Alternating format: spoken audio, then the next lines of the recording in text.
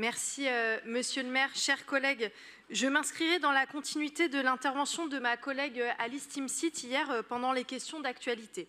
Nous avons été interpellés en tant qu'élus du 19e arrondissement par la disproportion et la répression, de l'usage de la force et la répression à l'encontre des lycéens et des lycéennes, en particulier au lycée Diderot dans le 19e arrondissement.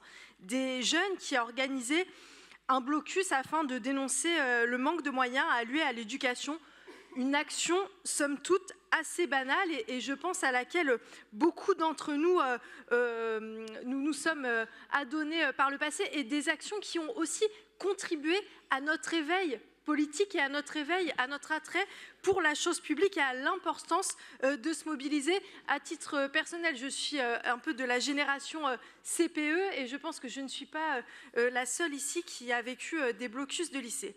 Mais au lycée Diderot, dans le 19e arrondissement, les 19 et 21 mars, les jeunes, les enseignants, les parents d'élèves se sont retrouvés face au groupement de soutien opérationnel, à des lanceurs de LBD, à des chiens, ont été chargés, ont été poursuivis dans les rues adjacentes et enfin, plusieurs lycéens et lycéennes ont été arrêtés, privés de liberté pendant de nombreuses heures.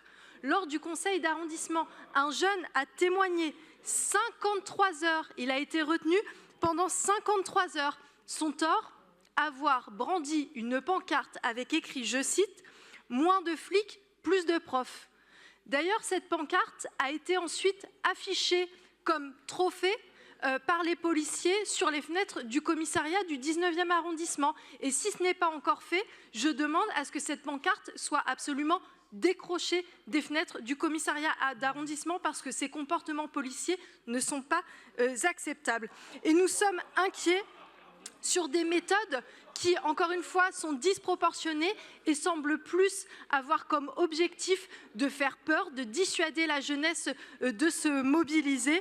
Et d'ailleurs, à l'aune de l'actualité et du rapport publié par la Défenseure des droits hier, je pense que la question des relations police-jeunesse devra à nouveau être à l'ordre du jour de notre Conseil. Je vous remercie.